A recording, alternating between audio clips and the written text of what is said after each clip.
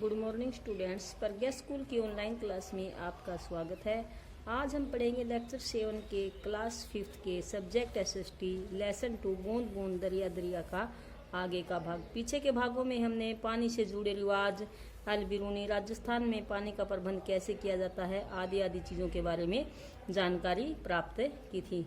आज हम ये चर्चा करेंगे कि पृथ्वी पर जिंदगी का अधिकार सभी को है, फिर जीने के लिए या पीने भर के लिए पानी मिल जाए, क्या ये अधिकार हर एक को मिल रहा है? ऐसा क्यों है कि कुछ लोगों को तो खरीद कर ही पानी पीना पड़ता है, यानी उनको पानी उपलब्ध नहीं हो रहा।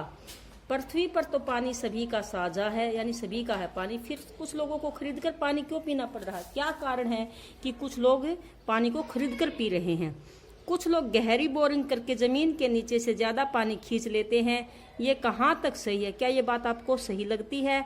तुमने क्या ऐसा कहीं देखा है? कुछ लोगों को जल बोर्ड के पाइप में टुल्लू पंप क्यों लगाना पड़ रहा होगा? रास्ते के बीच में जब जैसे एक पंप जा रहा है, उसके बीच में से अगर कोई दूसरा पंप लगा ले तो उसे क्या बोलते हैं? हमें टुल्लू पंप बोलते हैं। तो क्यों लगाना पड़ रहा है लोगों को ऐसा? इससे दूसरे लोगों को परेशानी हो रही होगी टुल्लू पंप लगाने से, क्योंकि आगे वाले पंप में इससे पानी नहीं जा पाता होगा। ये बिल्कुल सही है कि पीने का पानी सभी को मिलना चाहिए, लेकिन ऐसा नहीं होता है। वास्तव में ऐसा नहीं होता कि पानी की पहुंच सभी तक है। किसी को पानी खरीद कर भी पीना पड़ता है। गरीब लोगों को पानी मिलना और भी कठिन है, यानी जो गरीब हैं, जो खरीद के नहीं पानी पी सकते, तो उनके लिए तो ये चीजें और भी ज्यादा कठिन है। कुछ धनी आदमी बोरिंग करके ज्यादा पानी ले लेते हैं। गरीब लोगों को जल बोर्ड में टुल्लू पंप लगाना पड़ता है। बहुत से लोग जल बोर्ड के पाइप में पंप लगाकर बहुत ज्यादा पानी खींच लेते हैं। इससे दूसरे लोगों को बहुत ज्यादा परेशानी होती है। अब इसके बाद हम पढ़ेंगे जल संरक्षण के उपाय, कि जल बचाव के कौन कौन से उपाय हैं जिनसे हमें जल का बचाव कर सकते हैं। तो पहला उपाय है जितनी आवश्यकता हो उतने ही जल का उपयोग करें, उससे ज्यादा नहीं। जितने में जरूरत हो उतने जल का हमें उपयोग करें। दूसरा उपाय क्या है? पानी के नलों का इस्तेमाल करने के बाद बंद रखें, यानी उसको बंद कर दें पानी के नलों को, ये नहीं कि खुला ही छोड़े रखे उसको।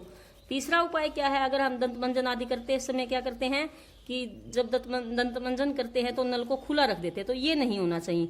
मंजन करते समय नल को बंद रखे था, आवश्यकता होने पर ही क्या है नल खोले। नहाने के लिए अधिक जल को व्यर्थ न करें। इसके बाद है खाद्य सामग्री, जो खाने की सामग्री है जैसे सब्जी वगैरह है, फल वगैरह है, या कपड़ों को धोते समय नलों को खुला न छोड़े, यानी कि खुला छोड़ के कपड़े धो रहे हैं या फल सब्जियां धो रहे हैं, ऐसा ना करे। किसी बर्तन आदि में डाल के काम करे ताकि पानी व्यर्थ ना बहे। जल को व्यर्थ में नाली में न बहाए, बल्कि इसे अन्य उपयोगों जैसे कपड़े धुले हुए पानी को पौधों अथवा बगीचे को सींचने अथवा सफाई इत्यादि में प्रयोग करें। पानी की बोतल में कई बार हम बाहर जाते हैं, पानी बोतल में ले जाते हैं तो कुछ पानी बच जाता है, तो उस बचे हुए जल को ऐसे ही नहीं फेंके, अपितु इसका उपयोग अगर आपके आसपास कोई पौधे वगैरह हैं तो उन पौधों को सींचने में करें। पानी के हौज को खुला न छोड़े, क्योंकि वाष्पीकरण की प्रक्रिया के द्वारा पानी क्या है वाष्पीकृत हो जाता है, तो इसलिए पानी का जो हौज है उसको खुला न छोड़े। इसके बाद क्या है? तालाबों, नदियों तथा समुद्रों में कूड़ा करकट न फेंके, यानी पानी के जो स्रोत हैं उनको गंदा न करें। अधिक से अधिक पेड़ पौधे भी लगाएं। लोगों को जल बचाव के तरीकों के बारे में बताकर जागरूक करना चाहिए। ये जो तरीके हैं इनके द्वारा हम क्या कर सकते हैं? जल का बचाव कर सकते हैं। इसके बाद है विश्व जल दिवस। तो विश्व जल दिवस कब मनाया जाता है? विश्व जल दिवस 22 मार्च को मनाया जाता है। कब मना? अभी मार्च पिछला ही महीना था ना, तो 22 मार्च को मनाया जाता है। इसका उद्देश्य विश्व के सभी देशों में स्वच्छ एवं सुरक्षित जल की उपलब्धता सुनिश्चित करवाना, यानी विश्व के सभी देशों में सभी लोगों को स्वच्छ पानी और सुरक्षित जो जल है वो सभी को मिल रहा है या नहीं।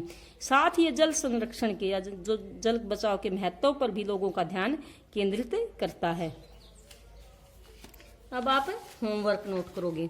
हम किन किन तरीकों से जल का बचाव कर सकते हैं? आपने बहुत सारे तरीके अभी पीछे पढ़े हैं कि कौन कौन से तरीके हैं जिनसे आप जल का बचाव कर सकते हैं। तो पहला तरीका है कि वर्षा जल का संग्रहण करें। हमने पीछे के जो लेक्चर में पढ़ा था ना कि राजस्थान के लोग कैसे वर्षा के जल को टैंक या हौज में इकट्ठा कर देते हैं। तो सबसे कारगर उपाय तो यही है जल संग्रहण का, कि वर्षा जल का संग्रहण करें। दूसरा है जल को व्यर्थ न बहाकर, यानी जल को हम ऐसे ही ना बहाएं। तीसरा है जल में कूड़ा करकट न डालें। चौथा उपाय क्या है, जल को बचाव के तरीकों के बारे में लोगों को जागरूक करना। और पांचवा तरीका है अधिक से अधिक पेड़ पौधे लगाकर, क्योंकि पेड़ पौधे क्या है, आपने भी पढ़ा हुआ कई बार कि पेड़ पौधे वर्षा लाने में सहायक है और भूमि अपरदन को भी रोकते हैं, भूमि कटाव को भी। तो ये जो तरीके हैं इनसे हम क्या कर सकते हैं, जल का बचाव कर सकते हैं। अगला क्वेश्चन है आपका, विश्व जल दिवस कब मनाया जाता है? ये भी पढ़ा हमने, कब मनाया जाता है? 22 मार्च को।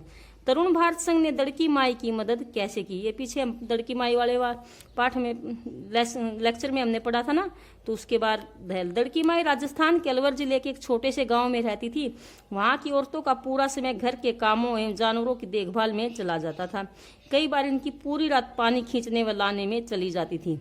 जब गर्मियों में, हमने तो पढ़ा था ना, गर्मियों में पानी क्या है, सूख जाता, कुएं आदि भी सूख जाते हैं, तब इनको क्या है, गांव भी छोड़ना पड़ता। दड़की माई ने तरुण भारत संघ, एक संस्था है जो पुराने तालाबों की क्या करती है, मरम्मत करती है और नए तालाब बनवाती है, उसके साथ मिलकर तालाब का निर्माण करवाया, जिससे लोगों की पानी की समस्या क्या हो गई, हल हो गई।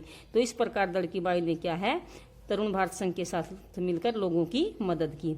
अब तरुण भारत संघ नामक संस्था क्या कार्य करती है, अभी बताया है क्या कार्य करती है, पुराने तालाबों की मरम्मत करती है, यानी ठीक करवाती है। अगर कोई पुराना तालाब है, वो गंदा वगैरह हो रहा है, उसका कूड़ा वगैरह निकलवाना, तो उसको ठीक करवाती है और नए जो तालाब है वो भी बनवाती है। अगला क्वेश्चन है, जिन इलाकों में वर्षा कम होती है वहाँ के लोग पानी का इंतजाम कैसे करते हैं? जिन इलाकों में वर्षा बहुत कम होती है वहाँ तालाब या जोहड़ों का निर्माण करवाया